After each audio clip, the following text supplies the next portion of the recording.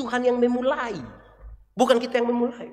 Makanya kalau Tuhan yang memulai, Dia mulai dan menciptakan kita manusia laki-laki dan perempuan, menanamkan cinta kasih dalam diri laki-laki dan perempuan, mempertemukan mereka dalam cinta kasih, meneguhkan mereka sebagai suami istri dalam cinta kasih. Lantas dalam perjalanannya ada masalah, bawa kembali kepada Tuhan, karena Dia yang mulai kan. Ini ketika dalam perjalanannya ada masalah dan bawa polsek.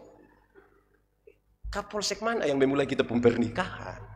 Pernikahan ini Tuhan yang memulai. Lalu kalau pernikahan ini Tuhan mulai, bagaimana kisahnya? Aku berkata kepadamu, kasihilah musuhmu, berbuatlah baik bagi yang membencimu, mintalah berkat bagi yang mengutuk, berdoa bagi yang mencacimu. Kalau pipi kirimu ditampar, berikan juga pipi kanan. Aku yang memilih kalian. Mari kita berdoa. Ya Tuhan Allah, kami mohon kepadamu, kuatkanlah dan teguhkanlah iman kami, supaya waktu di mana kami belajar dari firman Tuhan, biarlah ini menjadi waktu terbaik buat kami. Kami percaya kalau Tuhan memanggil kami saat ini, pasti Tuhan melawat kami dengan kuasa firman Tuhan. Jauhkanlah semua penggoda pencobaan. Biar dalam damai sejahtera-Mu kami belajar firman Tuhan. Kami rindu pada firman-Mu. Berfirmanlah bagi kami Tuhan. Di dalam nama Yesus firman yang hidup itu, kami berdoa. Amin. Bapak Ibu saudara-saudara yang dikasihi dalam Tuhan Yesus, dalam sukacita kita hari ini, kepada saya diberikan tema ini, cinta kasih yang memulihkan. Pembacaannya diberikan bagi saya itu dari Injil Matius pasal 18 ayat 21 sampai ayat yang ke-35. Injil Matius pasal 18 ayat 21 sampai ayat yang ke-35. Yang sudah dapat boleh katakan amin. Ya, saya akan bacakan buat kita menurut Injil Matius pasal 18 ayat 21 sampai ayat yang ke-35. Perumpamaan tentang pengampunan. Kemudian datanglah Petrus dan berkata kepada Yesus, Tuhan, sampai berapa kali aku harus mengampuni saudaraku jika ia berbuat dosa terhadap aku? Sampai 7 kali? Yesus berkata kepadanya, bukan. Aku berkata kepadamu, bukan sampai 7 kali. Melainkan sampai 70 kali 7 kali. Sebab hal kerajaan surga seumpama seorang raja yang hendak mengadakan perhitungan dengan hamba-hambanya. Setelah ia mulai mengadakan perhitungan itu, dihadapkanlah kepadanya seorang yang berhutang 10.000 talenta. Tetapi karena orang itu tidak mampu melunaskan hutangnya, raja itu memerintahkan supaya ia dijual beserta anak istrinya dan segala miliknya untuk membayar hutangnya. Maka sujudlah hamba itu menyembah dia, katanya, sabarlah dahulu, segala hutangku akan kulunaskan. Lalu tergeraklah hati raja itu oleh belas kasihan akan hamba itu, sehingga ia membebaskannya dan menghapuskan hutangnya. Tetapi ketika hamba itu keluar, ia bertemu dengan seorang hamba lain yang berhutang 100 dinar kepadanya. Ia menangkap dan mencekik kawannya itu, katanya, bayar hutang. Maka sujudlah kawannya itu dan memohon kepadanya, sabarlah dahulu, hutangku itu akan kulunaskan. Tetapi ia menolak dan menyerahkan kawannya itu ke dalam penjara sampai dilunaskan hutangnya. Melihat itu kawan-kawannya yang lain sangat sedih, lalu menyampaikan segala yang terjadi kepada tuan mereka. Raja itu menyuruh memanggil orang itu dan berkata kepadanya, hai hamba yang jahat, seluruh hutangmu telah kuhapuskan karena engkau memohonnya kepadaku. Bukankah engkau pun harus mengasihani kawanmu seperti aku telah mengasihani engkau? Maka marahlah tuannya itu dan menyerahkannya kepada algojo-algojo sampai ia melunaskan seluruh hutangnya. Maka Bapakku yang di sorga akan berbuat demikian juga terhadap kamu, apabila kamu masing-masing tidak mengampuni saudaramu dengan segenap hatimu. Demikian firman Tuhan. Berbahagia setiap orang yang mendengar firman, memelihara dan melakukan dalam hidup setiap hari. Shalom. Sekali lagi shalom. Saya juga menyapa semua yang mengikuti ibadah ini di rumah. Tuhan Yesus memberkati. Salam sehat, salam damai sejahtera.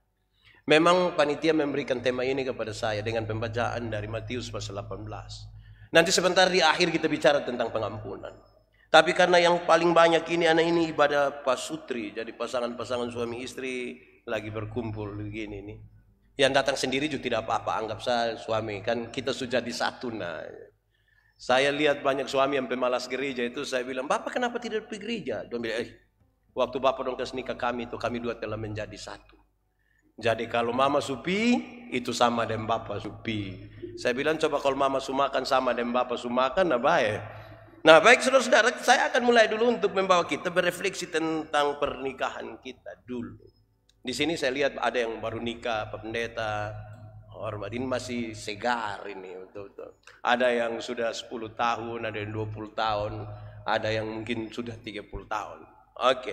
Tapi mari kita berefleksi saudara-saudara. Saya ajak kita untuk memahami paling awal bahwa pernikahan itu bukan kita yang mulai. Pernikahan itu bukan kita yang mulai. Pernikahan itu Tuhan Allah yang mulai. Salah besar kalau kita berpikir bahwa pernikahan itu kita mulai. Saudara lihat kisah di dalam Kejadian pasal 2. Paling tidak ayat 21 sampai 23 dikasih tahu. Waktu itu Tuhan sucipta babi, sucipta ayam, sucipta kuda, kerbau, semua Tuhan bilang baik. Tapi ketika melihat manusia itu sendiri Tuhan bilang tidak baik. Itu berarti manusia tidak cocok dengan babi. Manusia tidak cocok dengan ayam. Manusia tidak cocok dengan kuda. Manusia hanya cocok dengan manusia.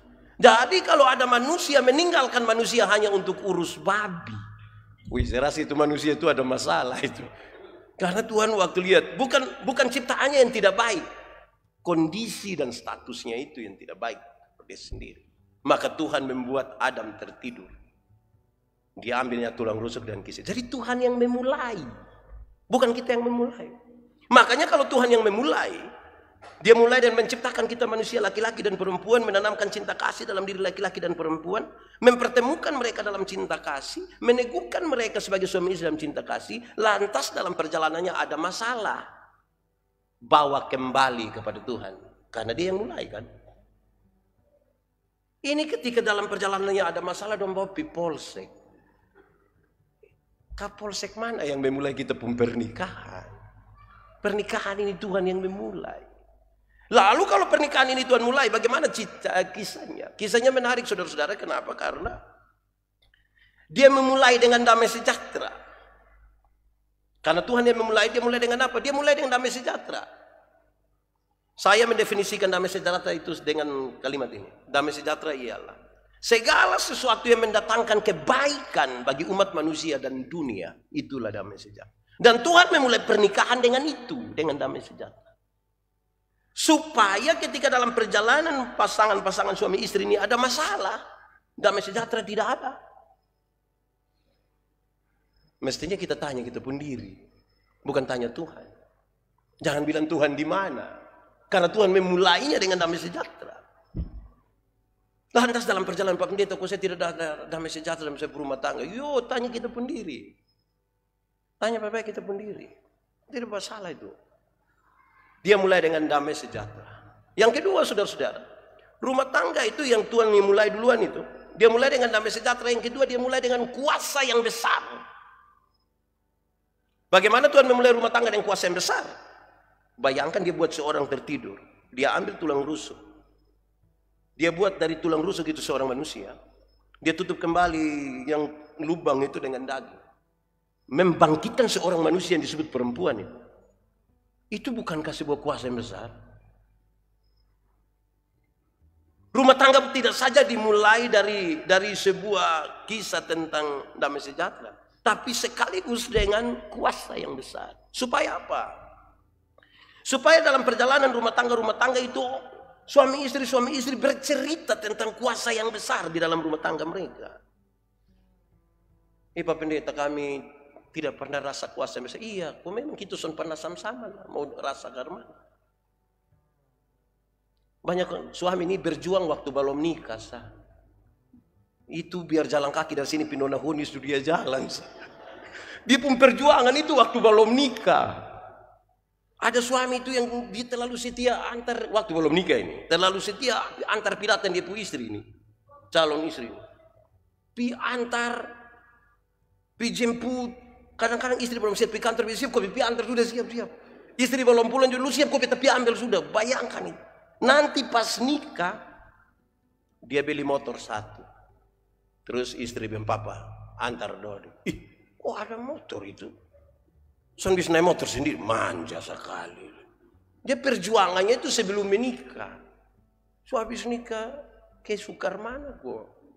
Kita sudah tidak lagi merasakan kuasa yang besar, yang menggerakkan. Jadi harusnya ketika dalam perjalanan rumah tangga tidak ada lagi kuasa yang besar, kita harus bertanya, ada soal di mana dalam kehidupan itu. Ketiga, bukan saja dengan kuasa yang besar, tapi dengan kasih yang besar. Tuhan membuat rumah tangga itu dengan kasih yang besar. Hendaklah kamu dua berkasih-kasihan, gitu. Terus dia bilang begini, kan di situ pakai tahap-tahapan, toh. Akan tiba waktunya seorang laki-laki meninggalkan ayah dan ibunya. Saudara bisa bayangkan ya, sebegitu pentingnya itu rumah tangga sampai orang tua pun dia kestengal. Maksudnya kestengal bye-bye, ini bukan bangun lari. Dia kestengal hanya untuk bersatu dengan istrinya. Itu kan hebat, luar biasa itu. Nah, waktu bersatu itu kan tahap-tahapannya meninggalkan orang tua, bersatu. Yang terakhir di ayat 25, pasal 25 begini. Laki-laki dan perempuan itu telanjang, tapi mereka tidak merasa. Dalam kasih yang besar itu dua telanjang. Satu telanjang bagi yang lain. Istri telanjang bagi suaminya, suami telanjang bagi istrinya. Karena mereka telah menjadi satu dalam kasih. Tapi satu telanjang bagi satu. Bukan ini hari telanjang di sini, besok telanjang di situ, lusa telanjang. Kan tidak begitu. Satu bagi satu. Kasih yang besar itu Dan saya rasa itu, kalau dalam perjalanannya itu kasih itu kalau tidak ada tuh, saya rasa itu sebuah persoalan. Karena Tuhan menciptakan sebuah rumah tangga itu dengan kasih yang besar. Kasih yang besar. Keempat, Tuhan Allah menciptakan ini manusia, kemudian mempertemukan mereka sebagai suami istri, bukan saja dengan kasih yang besar, tetapi sekaligus dengan tujuan yang besar. Tujuan yang besar. Tujuan apa itu sebenarnya? Tujuan dari Tuhan Allah supaya Tuhan Allah dipermuliakan dalam rumah, dalam kehidupan, di dalam tanggung jawab. Manusia itu kan diberi tugas awal itu hanya dua, memelihara dan mengusahakan. Memelihara dan mengusahakan itu hal yang hebat sekali, karena pelihara itu berkaitan bukan sekedar perhatian, tapi merawat. Disinilah kita belajar sesuatu yang serius sekali, bahwa Tuhan sejak awal mengajar kita tentang memelihara dan mengusahakan. Dalam tujuan Tuhan itu supaya ketika dalam perjalanan rumah tangga itu ada masalah, ada sesuatu yang rusak, itu diperbaiki, bukan dibuang. Saya ulangi. Dalam perjalanan itu ada sesuatu rusak, relasi suami istri, itu diperbaiki, bukan dibuang. Banyak kali kita nih bukan perbaiki, kita buang. Dan saya kira itu di persoal. Tidak ada satupun rumah tangga tanpa masalah. Semua bermasalah. Itu masalah itu yang saya sebut sebagai rusak hubungan. Nah, sejak awal dalam pembentukan rumah tangga, Tuhan mau supaya kalau temukan sesuatu yang rusak dalam rumah tangga, perbaiki, bukan buang. Itu dulu. Itu tentang Tuhan Allah dalam rumah tangga. Kedua, tentang manusia. Tentang manusia ini menarik sekali, saudara-saudara, karena tentang manusia hanya ada dua hal. Pertama, saya ingin menyampaikan kepada kita ungkapan ini. Beberapa orang merasa, mungkin saudara pernah merasa juga, beberapa orang tuh dia belum mau menikah. Kakak, kenapa tidak mau nikah? Dia bilang, nikah bikin repot diri saya. Kok saya berapa? Mau makan tinggal Grab, mau cuci pakaian tinggal laundry, ada banyak-banyak. Bikin susah, saya bikin pusing. Ungkapannya ringan begini. Ungkapannya begini. Kalau orang belum menikah, dia kira dia tidak ada kekurangan apa-apa. Tapi setelah menikah baru dia mengerti bahwa dia sempurna. Saya ulangi. Waktu belum menikah kita merasa kita tidak ada kurang apa-apa. Tapi setelah menikah baru kita tahu kita sempurna. Kenapa? Ini sempurna dalam fungsi. Ada hal-hal tertentu yang hanya bisa diisi oleh seorang istri. Bukan orang lain. Ini bukan soal seks saja. Ada banyak hal lain di situ. Tuhan ini kan sengaja meninggalkan pola supaya terisi ini suami istri. Polanya mulai dari pola berpikir. Laki-laki itu kan selalu berpikir yang penting logis saja, yang penting masuk akal. Makanya laki-laki kalau omong selalu bilang, saya pikir. Sementara yang ibu-ibu itu kan selalu lebih banyak pakai perasaan. Jadi kalau om demikian, saya rasa, Saya rasa. Nah bayangkan kalau kita menikah 10 tahun, satu hanya saya pikir, satu hanya saya rasa. Lama-lama tetangga dong akan bilang surasa.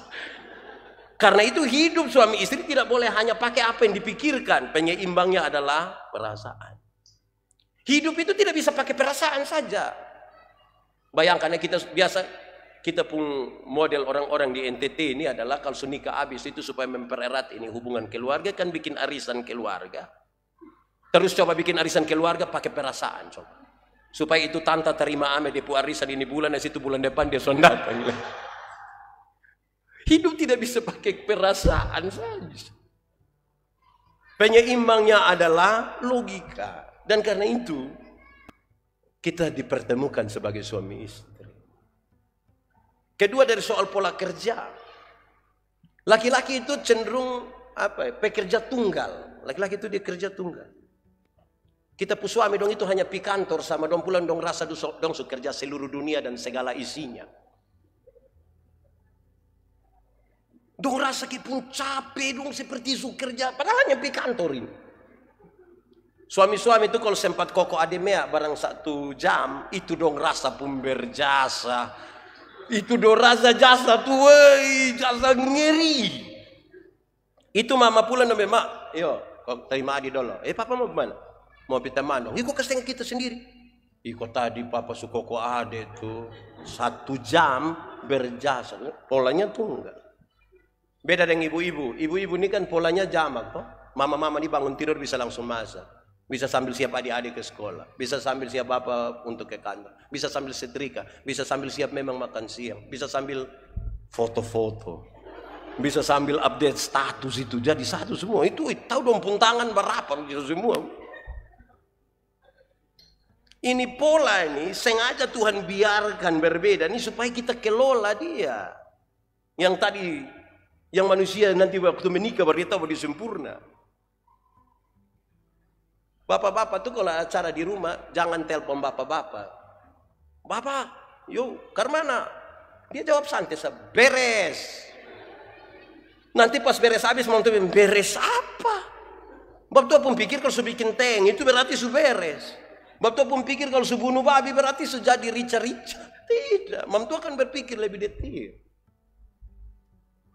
Untuk itulah suami istri berjumpa, bukan untuk membandingkan. Bayangkan kalau hidup sama-sama baru istri main bilang, selalu jadi beta. Itu mau bertahan sampai kapan di rumah tangga? Pernah dengar itu kalimat kok? Atau sendiri omong, selalu jadi beta.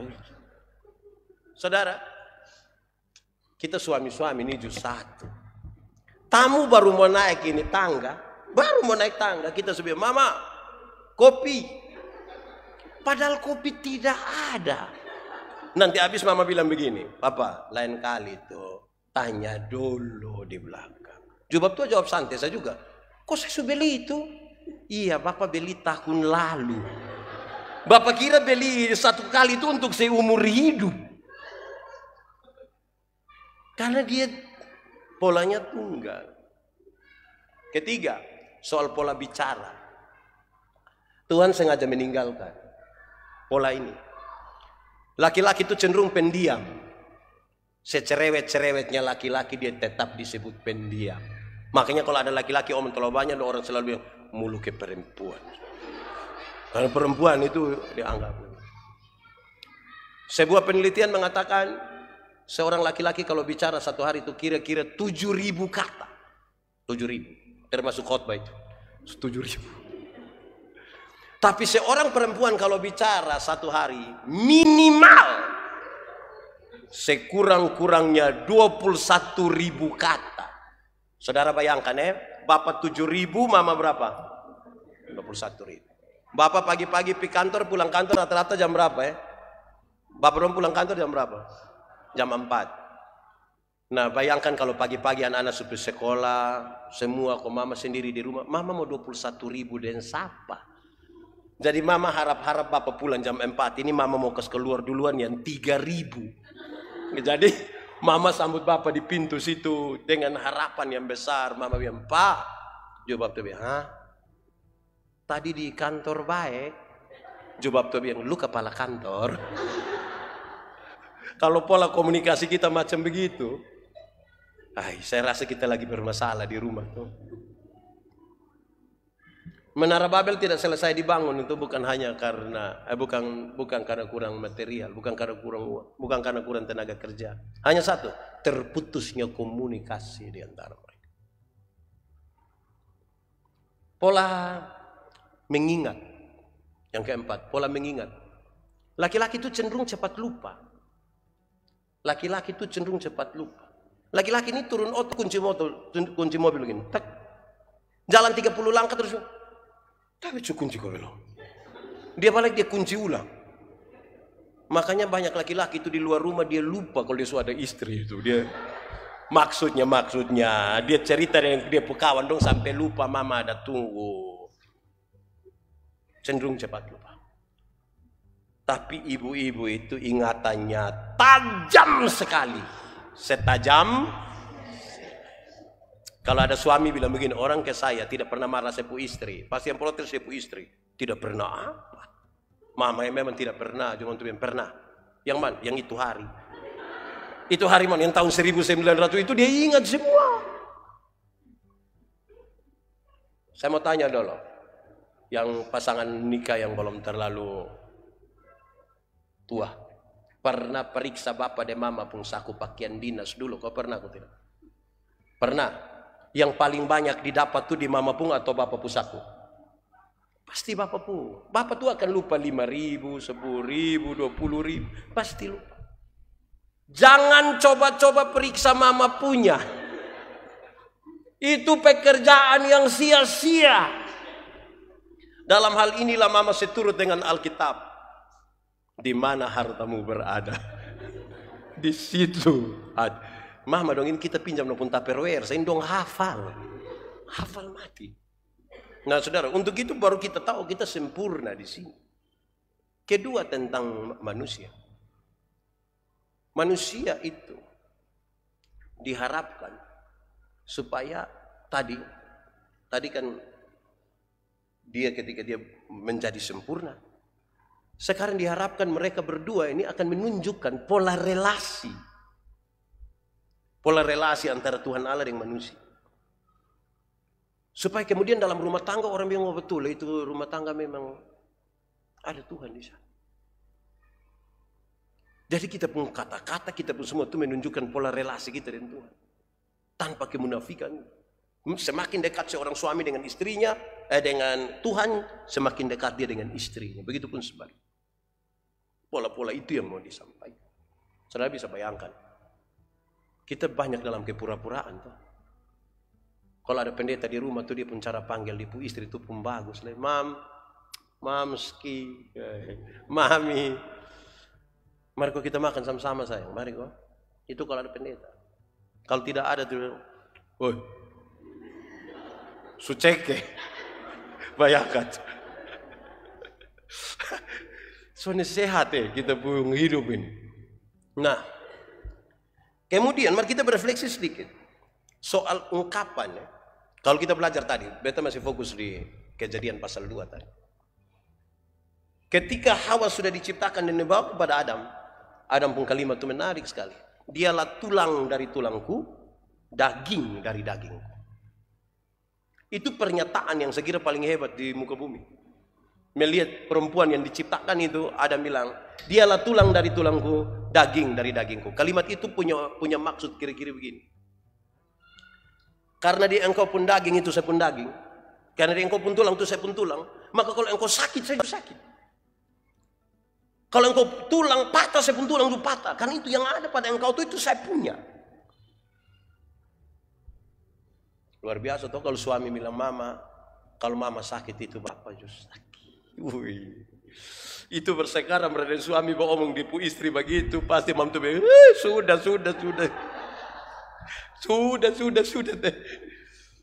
Kata itu ungkapannya bermaksud begitu. Karena tulang yang ada padamu itu sepun tulang. Maka kalau engkau sakit, saya juga sakit. Tetapi fungsi sebaliknya itu menarik. Kan yang diambil itu tulang rusuk. Kalau ada dokter di sini mungkin udah lebih paham ya. Tapi beta ingin sampaikan kira-kira apa sih fungsi tulang rusuk? Paling tidak tulang rusuk itu berfungsi untuk apa ya? Menjaga organ vital, jantung, paru-paru. Tulang rusuk itu tulang berpasang-pasangan, ada berapa? 12 untuk jaga ini jantung, paru-paru. Hal yang sangat vital, berarti seorang suami sementara menjaga seorang perempuan yang disebut dengan nama kehidupan. Begitupun sebaliknya. Tetapi yang kedua, saudara, itu ungkapan yang dialah tulang dari tulangku, daging dari dagingku, itu ungkapan sebelum jatuh dalam dosa. Saudara baca terus sampai pasal 3, saudara temukan. Dialah tulang dari tulangku, daging dari dagingku, itu waktu John 2 belum jatuh dalam dosa. Setelah jatuh dalam dosa, Adam bilang, perempuan sumber masalah. Perempuan racun dunia. Bayangkan kalau yang duduk dong ini racun dunia semua. Adam, kenapa kau makan itu buah? Dia bilang, perempuan yang engkau berikan padaku, dialah yang membawa. Seolah-olah dia menyesali ini perempuan. Kenapa Tuhan kasih? Refleksinya ringan, saudara. Sebagai pendeta, saya urus ini rumah tangga dong. Saya rasa ada banyak suami sudah mulai rasa dia punya istri itu beban. Ada banyak suami itu rasa dia punya istri beban. Mulai dari dia pemberat badan beban. Sampai pada hal-hal lain itu dianggap beban. Nah, ini bahaya nih. Kalau sampai begini berarti pernyataan tadi itu pernyataan yang bermasalah sesungguhnya. Nah, mari kita mengerucut pada teks tadi. Pembacaan yang diberikan oleh panitia itu menurut Injil Matius pasal 18 tentang pengampunan. Pengampunan itu hal yang serius sekali. Kenapa? Karena tiap hari kita ketemu orang. Karena tiap hari kita ketemu orang, pertanyaannya adalah siapa yang punya tugas untuk memuaskan orang lain tiap hari? Coba kasih tahu saya. Pasti ada yang tidak beres. Kita di rumah yang suami satu, istri, di rumah istri berapa? Satu, anak-anak 2 orang saja. Wah, ini antelo bahaya betul ya. Makasih. Itu kita bisa bakas jengkel satu daya lain. Karena tiap hari kita berjumpa dengan orang, maka mesti hati kita seluas lautan untuk bisa mengampuni. Tanpa pengampunan tidak bisa. Kenapa? Saya kasih satu testimoni. Ada satu orang dia telepon saya, Pak Pendeta. Waktu dia ikuti saya khotbah di YouTube, ini kasih itu apa kok? Pokoknya ada soal kasih. Dia bilang kepada saya, dia bilang, Pak Pendeta, saya terganggu dengan Pak Pendeta khotbah. Saya bilang, baik, kalau orang terganggu itu tanda dia masih hidup itu. Kenapa lu terganggu? Dia bilang, Bapak, kami menikah 1 bulan. Kami menikah 1 bulan. Baru menikah 1 bulan, tapi saya 2 kali ketemu saya punya istri tidur dengan laki-laki lain di kami pun kamar tidur. Saya tangkap 2 kali, Pak.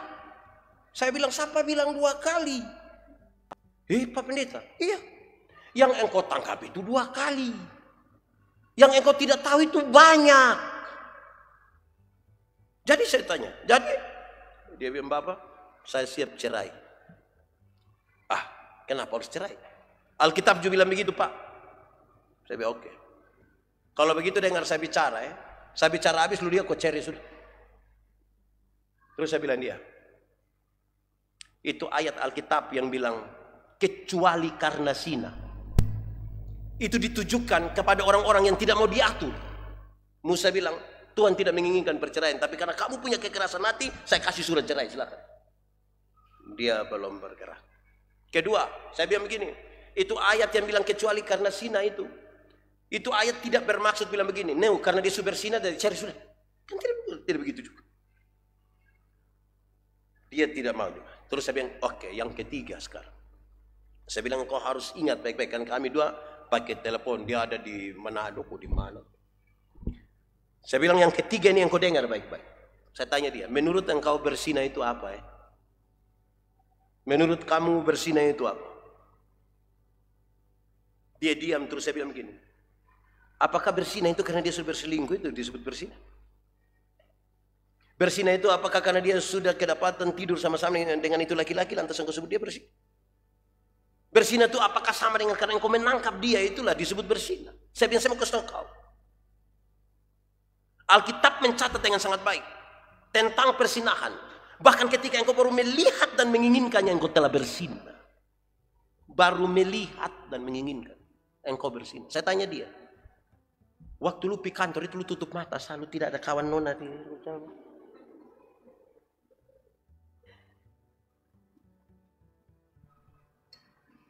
engkau lebih tahu apa yang perlu engkau nyatakan. Lihat kau cari sudah. Beberapa minggu kemudian ditelepon saya, Pak Pendeta, saya tidak jadi cari. Aku tarik mau cari. Saya nikah dan dia pun tidak baik juga. Kan saya belum tentu lebih baik dari dia juga. Hanya kan saya belum kena tangkap. Saudara lihat, tanpa pengampunan orang tidak bisa melakukan yang tadi itu, penerimaan. Dan dia butuh hati yang luas. Teorinya di sini kan tadi, Tuhan sudah mengampuni kita kan.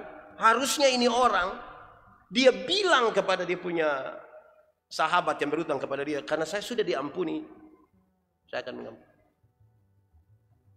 Saudara, secara singkat Tuhan Yesus ajar tentang pengampunan waktu berdoa. Tuhan bilang begini, ampunilah kami akan kesalahan kami, seperti kami mengampuni orang yang bersalah pada kami.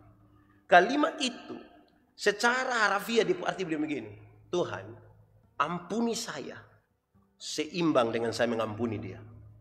Jadi, kalau saya hari ini mengampuni Ibu BI 2 kali, saya mendapat hak untuk Tuhan ampuni saya 2 kali. Ampunilah kami sama seperti kami mengampuni orang bersalah. Itu berarti kalau saya tidak mengampuni, maka saya akan berdoa kepada Tuhan. Tuhan minta maaf, tolong jangan ampuni saya, karena saya belum mengampuni dia. Rata-rata kita ini kan diampuni mau toh, mengampuni itu yang susah. Karena itu lebih dalam harusnya dikasih tahu begini. Mengampuni itu bukan upaya melupakan masalah. Makin sakit hati makin tidak bisa melupakan. Mengampuni itu membebaskan diri. Menyambut itu, orang menyambut dia punya kesalahan sambil siap besok dia bikin kesalahan baru. Tiap-tiap hari kita ketemu dia. Dulu masih pacaran itu yang mau ketemu pakai mandi, pakai sisir rambut, kadang-kadang pinjam kakak dompet baju, kan itu pacaran. Siapa yang sunika bilang mama jam buka mata dong mandi dong, kan tidak.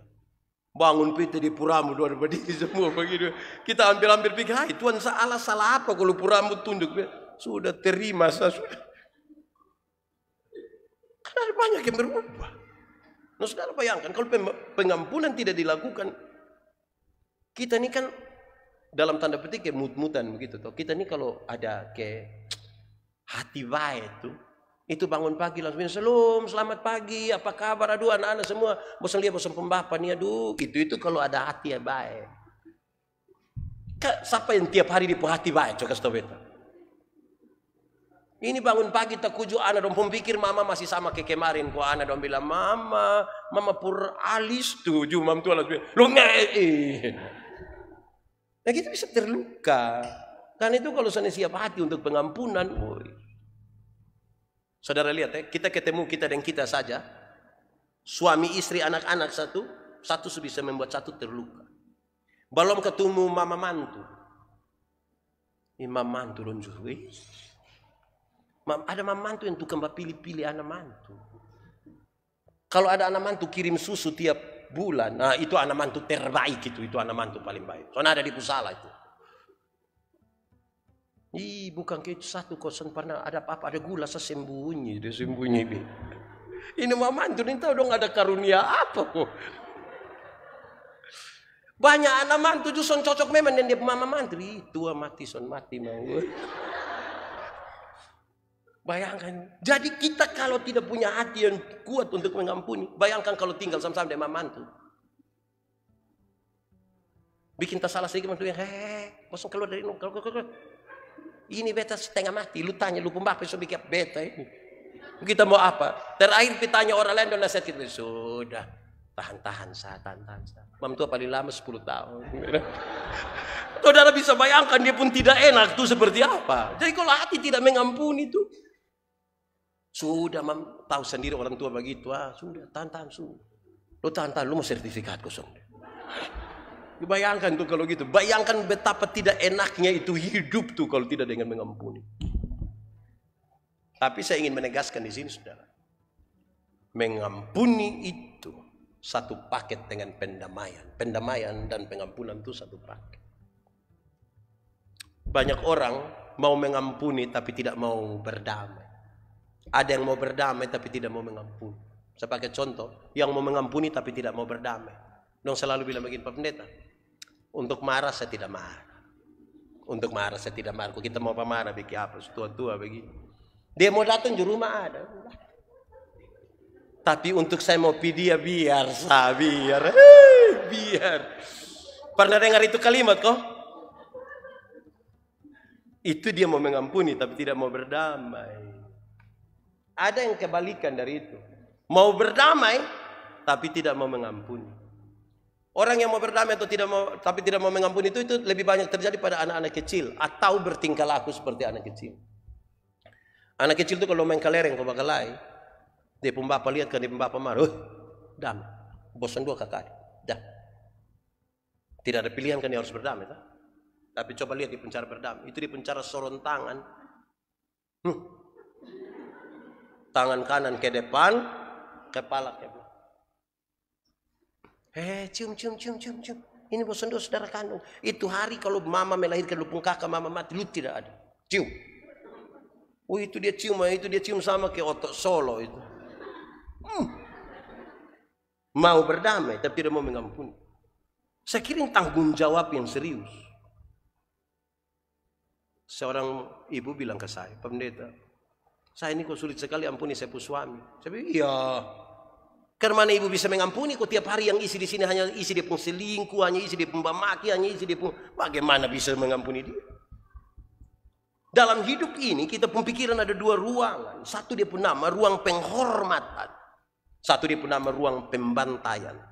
RPH, Pak Dagi. Orang hanya bisa mengampuni kalau lebih banyak dia isi pada ruang penghormatan. Tapi kalau yang dia isi itu lebih banyak pada ruang-ruang pembantaian, itu tambah lagi dia pun teman-teman di grup WA ada yang laki-laki begitu inja. Ika batu buan di kolban, sana kastengnya. Oh itu, jadi tergantung apa yang kita isi di sini. Hal itu serius saudara-saudara. Kenapa kan tiap hari? Tadi tiap hari kita ketemu. Tetapi sekaligus ini pola relasi antara manusia dan Tuhan ini mau ditunjukkan dalam keluarga. Itu yang mestinya membuat kita ingat kembali. Dulu Pak Emeritus Andeina almarhum, beliau bilang ke saya, kami tidak pacaran lama. Saya hanya lihat ibu punya muka tuh di foto. Terus saya berdoa, minta Tuhan ini jadi saya punya istri. Dari waktu pasang ini cincin nikah, dia bilang begini, aku mencintaimu, aku mengasihimu, walau apapun terjadi. Aku mengiringi engkau dengan kasih, sekalipun kasih itu tidak kurasa lagi. Aku memegangmu dengan kasih, sekalipun kasih itu tidak kudapat lagi. Apa itu? Dia bilang, saya mau kasih tahu. Waktu pasang itu cincin saya kasih tahu. Karena saya mengambil sumpah hari ini dalam Tuhan Allah dan jemaatnya. Apapun terjadi, kita dua nikah habis kau celaka lupung kaki patah di situ, saya tetap akan mengasihi engkau. Nanti engkau mau ada anak, kau tidak ada anak, oleh karena janji hari ini saya tetap akan mengasihi engkau. Aku mengiringi engkau dengan kasih sekalipun kasih itu tidak kurasa lagi. Mungkin ada satu waktu saya bosan, saya merasa sudah kita dua ini sudah tidak ada cinta lagi. Tetapi karena janji hari ini di hadapan Tuhan Allah dan jemaatnya, saya tetap akan mengiringimu dengan kasih. Tapi mungkin satu saat engkau yang sudah tidak lagi mencintai saya. Tapi karena janji hari ini, aku tetap akan memegang engkau dengan kasih. Walaupun kasih itu sudah tidak memegang.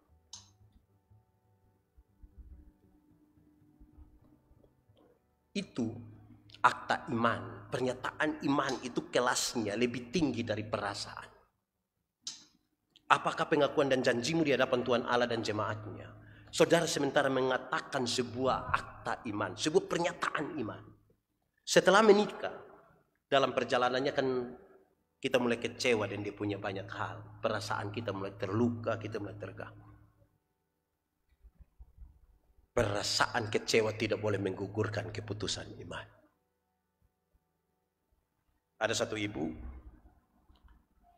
dia rasa di kehidupan rumah tangga tidak aman. Dia pergi cari orang pintar. Orang kasih tahu dia bilang, di pinggir hutan sana ada guru bijaksana sana. Bisa, dan dia kasih tahu. Dia datang, dia bilang begini, guru, ada ramuan yang bisa buat kami berumah tangga baik kembali kok. Aman. Ini guru bijaksana bilang ada. Tapi maaf ibu, dia ramuan itu terlalu susah didapat. Kecuali kalau ibu berjanji ibu bisa dapat. Apa itu? Ini ramuan terdiri dari 3 helai kumis harimau. Mama bisa dapat kok. Dia bilang untuk saya berumah tangga pun baik saya akan cari. Dia bawa daging ini pi hutan. Harimau datang dari sana, dia kasih tengah daging situ dia bangun lari. Tiap hari makin dekat, tiap hari makin dekat, tiap hari makin dekat. Sampai satu waktu harimau itu datang ambil daging di depan tangan. Setelah harimau ambil daging di depan tangan, sampai sapu-sapu harimau pun kepala, dia bilang begini, harimau, saya permisi kok cabut ame kumis 3 Harimau beho, cabut. Dia enggak ame kumis 3. Dia lari ketemu itu guru bijaksana. Dia bilang, bapak saya sudah dapat kumis. Betul udah, iya coba cerita. Dia cerita bagaimana susahnya dia dapat kumis harimau. Setelah cerita habis, bapak guru ambil itu kumis harimau. Bapak tua kucak-kucak gini, dia bakar itu kumis. Ini ibu marah, sangat marah. Bapak kira saya cari itu kumis gampang kok. Bapak bakar-bakar sebegitu. Ini guru bijaksana sambil goyang-goyang kepala. Ini guru bijaksana begini, mama, ibu ini saya heran.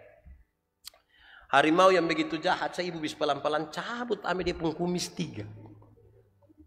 Sementara suami yang bertahun-tahun ibu tidur sama-sama dan dia bangun dan dia merajut cinta dan dia ada anak dan dia untuk tanya kamu 2 pembawa, baik kamu lu datang tanya di saya. Lebih baik lu kawin saja harimau.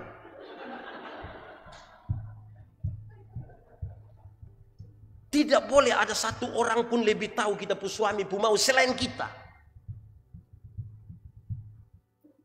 Ada apa-apa dia pitanya, pilih ke harimau sudah. Saya kira itu pesannya kuat. Tidak boleh ada satu pun yang bisa lebih tahu kita berumah tangga selain kita. Mama dong itu sustel bagus-bagus ini nah. Mestinya bapak puji am sedikit Jangan kasih tengah mamtua keluar baru orang puji di luar sana. Nanti mamtua lama-lama akan puji deh. Ya mamtua kalau sudah salon pulang datang sudah cantik-cantik dia beli ambil celana ketat satu kok dia jalan-jalan. No bapak tua bapak tua omong sedikit lah. Jangan bapak tua. Lu kesetrika rusak aku pidatang. Itu lama-lama mamtua nanti pilih ibadah wanita gemit kok cari pengakuan di sana. Bapak-bapak dong kalau lihat mama pakai rok agak mini sedikit, pakai baju agak terbuka, mama ganti baju. Kenapa? Apa tidak suka lihat begitu? Itu terlalu terbuka mah. Itu besok nanti mam tua sengaja pakai ulang supaya dia dapat perhatian sedikit dari ibu. Bapak-bapak juga kasih tengah mama omong. Mama bisa omong, bapak ganti itu celana. Kenapa? Masa kok bapak pakai legging pikanto gitu kan? Intinya itu betul saling kasih perhatian. Mungkin kadang-kadang betul mesti gombal-gombal sedikit juga kok. Mereka kalau minta teh, mak kasih teh dong. Dia pun gula pasko soalnya itu. Mama ini gula mau pasko tidak pasko soalnya lebih indah dari mama pun senyum. Itu ketipu mah enak di sini. Omong sedikit. Kita ini kadang-kadang kita lupa kasih. Banyak suami ini susahnya mungkin tidak pegang lagi istri putangan. Soe yang sekarang ini kan soe yang sudah panas. Apalagi di bulan Oktober ini kadang-kadang kita mulai tidur bajau, kadang-kadang sudah di lantai terasa. Kadang-kadang waktu tidur di kebun saya juga dengan ular. Nikah memang tua baru. Ibu-ibu dong. Ibu-ibu dong tahu kok tidak kalau kami ini suami-suami senang lihat ibu dong berpakaian yang bagus-bagus. Ibu dong tahu kok tidak. Dong bilang tahu mah di rumah dong hanya pakai daster. Itu pun terobek di sini. Nanti kita omong baru dong bilang, kok hanya di rumah saja. Aduh. Nanti suami lihat orang lain baru marah. Ini dong di pasar ini yang ketemu tukang ojek, ketemu itu dong pakai tuh ngeri. Di rumah dong daster. Jadi saya mau kasih tahu ibu-ibu mulai besok di rumah pakai jas. Di rumah pakai jas. Nanti pas di pasar, itu pakai daster. Tinggal nanti terus langsung di rumah sakit. Itu pasti ada sakit. Saya hanya ingin membawa kita untuk memahami kembali kasih mula-mula ketika pertama kali kita mengasihi, mencintai, mengaku itu di hadapan Tuhan Allah, dan itu kuat sekali dalam kita punya hidup. Waktu itu kita dinobatkan sebagai ratu dan raja sehari sah. Tapi itu harus selalu ada di kita. Saudara, tidak ada rumah tangga yang tidak bertengkar.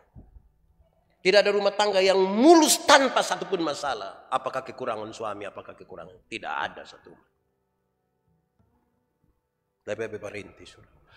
Tapi perjalanan rumah tangga mesti sampai pada etapa terakhir. Ada 5. Betul mencepat ini terus kita selesai. 1. Tahap yang pertama itu adalah tahap pacaran. Itu kita memilih. Ada sejumlah orang mau dengan kita, tapi kita hitung-hitung. Oh, ini mungkin yang paling tepat. Waktunya sesuai dengan yang saudara-saudara jalan. Tahap kedua itu adalah menikah dan bulan madu.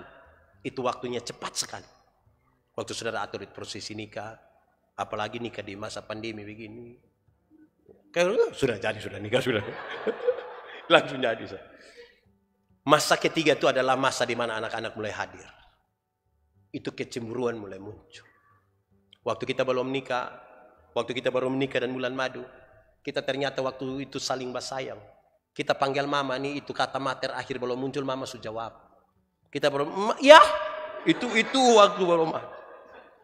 Tapi ketika anak-anak mulai hadir, kita boleh panggil mama. Kau sabar orang suruh si Nana dong. Laki-laki mulai rasa ini. Saudara tahu banyak laki-laki itu biar dia jago di luar. Ketika dia istri mulai gitu. Ikut turunan dong.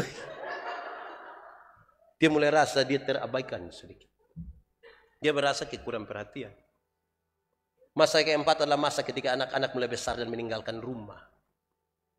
Anak-anak besar dan mulai meninggalkan rumah itu kotong dua mulai merasa sendiri.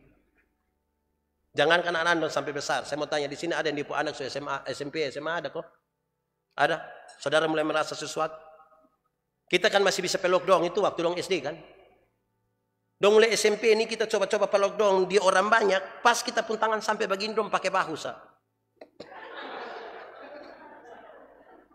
Ini anda dong mau tampilin sendong.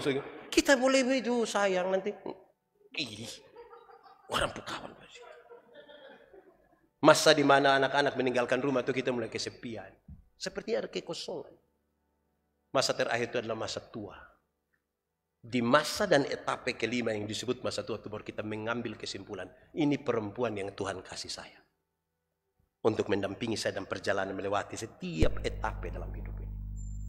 Ini laki-laki yang Tuhan kasih saya. Untuk mendampingi saya dalam perjalanan ini. Jangan baru sampai di etapa kedua sebelum papa. Son cocok le, son cocok ini. Nah itu hari lu cocok memati, sekarang tak dulu son cocok. Itu hari bernikah cocok memati, kau sengaja datang masuk terakhir baru yang. Aku sapa dengan kita pun batik seragam itu gue. Pengelolaannya tuh. Mari kita tunduk kepala di hadapan Tuhan. Mari kita berdoa. Tuhan terima kasih banyak untuk acara sederhana hari ini yang dilandasi dengan firman Tuhan. Biarlah ketika kami merenungkan kebersamaan kami sebagai suami istri, kami menemukan bahwa Tuhan merencanakan dan merancangkan semuanya, sehingga dalam perjalanan kalau kami tidak menemukan seperti apa yang Tuhan mau, biarlah Tuhan tarik kembali kami pada jalan yang sesungguhnya. Terima kasih banyak, biar firman-Mu bertumbuh dan berbuah dalam hidup kami. Bagi semua pasangan suami istri Tuhan berkati, dan biarlah dalam keluarga kami hanya nama Tuhan yang dipermuliakan. Terima kasih banyak, terpuji nama Tuhan. Di dalam nama Yesus kami berdoa. Amin. Aku berkata kepadamu, kasihilah musuhmu, berbuatlah baik bagi yang membencimu, mintalah berkat bagi yang mengutuk, berdoa bagi yang mencacimu. Kalau pipi kirimu ditampar, berikan juga pipi kanan. Aku yang memilih kalian.